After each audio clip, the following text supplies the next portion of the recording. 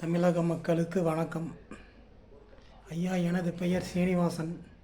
நான் ஒரு பழைய இரும்பு வியாபாரி. எனது சொந்த ஊர் தூத்துக்குடி மாவட்டம் செம்மறிக்குளம். எனக்கு 93 திருமணமாகிவிட்டது. 2 பெண் குழந்தைகள். 2 பெண் குழந்தைகளுக்கு உள்ள திட்டங்கள் எதுவும் எனக்கு கிடைக்கவில்லை. மறுபடியும் நான் மிகவும் சிரமப்பட்டு வியாபாரம் பண்ணி பிள்ளைகளை படிக்க வைத்தேன். திருமண உதவி திட்டம் வரும்போது அந்த தொகையும் எனது மகளுக்கு கிடைக்கவில்லை, மூத்த மகளுக்கு கிடைக்கவில்லை. இளைய மகள் ஒரு பெரிய உடல்நிலை சரியில்லாத காரணத்தினால் அப்பொழுது அம்மா காப்பீடு திட்டம் இருந்தது. அப்பொழுது அதை வைத்து நான் ஒரு 4 லட்சம் ரூபாய் அதில் செய்து என் பிள்ளையை காப்பாற்றினேன். உடல் பருமன் நிறைய பருமன் ஆகிவிட்டதனால் முடியாத சூழ்நிலைக்கு அதை செஞ்சேன். இப்போ இன்றைக்கு எனக்கு 2 லிவர் ஃபெயிலியர். எனக்கு 6 மாதம்தான் டைம் எனக்கு டைம் கொடுத்துருக்கிறார்கள். இதை நான் என்ன சொல்ல வரேன் என்றால் மக்கள் பயனடையக்கூடிய திட்டங்கள் எல்லாத்தையும் இந்த அரசாங்கம் எடுத்து விட்டது. பெண் குழந்தைகளுக்கு திருமணத்துக்கு தாலி தங்கம் கொடுத்தது எல்லாம் கொடுத்தாங்க. எல்லாமே அந்த அம்மா இருந்த காலகட்டத்தில் எல்லாமே செஞ்சாங்க. நான் காமராஜர் வகையறா நாடார் குலத்தை சேர்ந்தவன். 10 பைசா லஞ்ச லாபணி இல்லாமல் ஒரு அரசியல் செய்தவர் எங்கள் ஐயா காமராஜர். அப்பேற்பட்ட இடத்தில் இருந்து விட்டு இதெல்லாம் பார்க்கும்போது ஒரு மனதுக்கு ரொம்பவும் கஷ்டமாக இருக்கிறது. என்ன சொல்ல வருகிறேன் என்ற மனதில் உள்ளதை சொல்லுகிறேன். என் மனதில் உள்ளதை யாரிடமாக சொல்ல வேண்டும் என்று ரொம்ப நாள் எனக்கு எண்ணம். 15 லட்சம் ரூபாய் பணம் அக்கௌண்ட்டில் போடுறாங்க அப்படின்னு சொன்னாங்க. அவங்க ஆட்சி பிடிச்சாங்க, செஞ்சாங்க. அவங்க செய்யலை. 15 லட்ச ரூபா பணம் எங்களுக்கு தேவையில்லை. ஆனால் இன்றைக்கி நம்ம இந்திய பிரதமருக்கு போனாருன்னா, வெளிநாடு போனாருன்னா, அவர் பின்னாடி அத்தனை பேர் ஓடுறாங்க. அவ்வளோ நாட்டுக்காரன், ரஷ்யாக்காரன், அமெரிக்காக்காரங்க எல்லாம் ஓடி போய் மோடி ஐயாட்ட பேசுகிறாங்க. எவ்வளோ பெருமையாக இருக்குது. 15 லட்ச ரூபா இருந்து எதுக்காகுது? 10 பைசா பணம் தேவையில்லை. 10 பைசா பணம் தேவையில்லையா? இந்த நல்லாட்சி மலரும் போது என் உயிர் போயிடுமே என்று எனக்கு கவலையாக இருக்கிறது.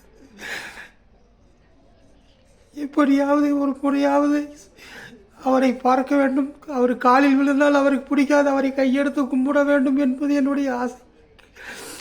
அவர் அண்ணாமலை அவர்களும் சரி, இவரும் சரி, நல்ல ஒரு நாட்டை முன்னேற்றி நாடார் குல சிங்கம் தமிழிசை கவர்னர் பதவியை 2 மாநில கவர்னர் பதவியை தூக்கி எரிந்து விட்டு மக்கள் சேவையாற்ற வேண்டும் என்று இறங்கியிருக்க இவங்களுக்கு இப்பொழுது கேள்விப்பட்டேன். இப்பொழுது நியூஸில் ஆஸ்பத்திரியில் தான் இருக்கிறேன். என் மகளை கீழே எண்டோஸ்கோப்பி கூட்டு போயிருக்காங்க. இந்த இடையில் தான் நான் பேசி கொண்டிருக்கிறேன். என் மூத்த மகளும் போயிருக்கா கூட. இப்போ கூட பார்த்தேன், நியூஸில் போய்கிட்டு இருக்கு. 10,000 டன் மெட்ரிக் வெங்காயம் இலங்கைக்கு ஏற்றுமதி பண்ணுறார். எப்பேற்பட்ட இது நாடு எப்படி இருக்குது? நம்ம நாடு செழிப்பான நாடு. இந்த நாட்டை துண்டு போட்டு விற்கிறதுக்கு விட்றாதீங்க ஐயா, தயவு செஞ்சு. அத்தனை கொள்ளைக்காரனு ஒன்றா சேர்ந்துருக்கிறான். இது நான் படிக்காதவன் தான், 5ஆவது தான் படித்தேன் நான். ஆனால் எல்லாமே கவனிச்சுக்கிட்டு இருப்பேன். அத்தனை கொள்ளைக்காரனு ஒன்றா சேர்த்துருக்கான் சார். எப்படியாவது பிடிச்சிடணும், ஆட்சியை பிடிச்சிடணும்னு தயவு செஞ்சு உங்கள் காலில் விழுந்து கேட்குறேன். தயவு செஞ்சு நீங்கள் அதுக்கு இடம் கொடுத்துடாதீங்க. நீங்கள் தயவு செஞ்சு ஐயா மோடி ஐயாவை ஆதரிங்க.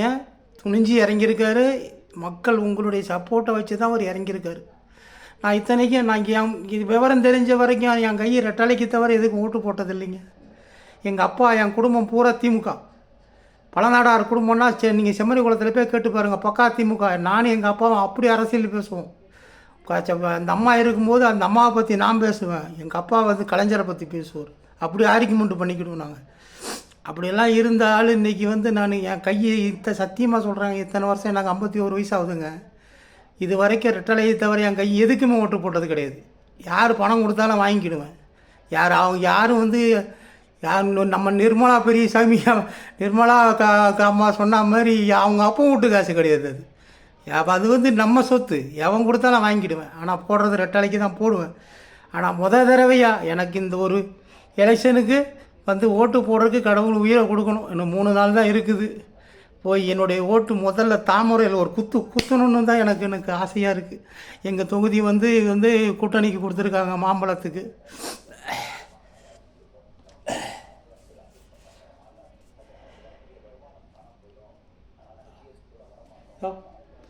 டிவியில் அண்ணாமலையை காட்டும்போது எனக்கு அப்படி உணர்ச்சி, கை காலெலாம் அப்படி வந்து ஒரு இருக்குங்க. எனக்கு வந்து எப்படி பம்பரமாக சுற்றுறாருங்க மனுஷன்.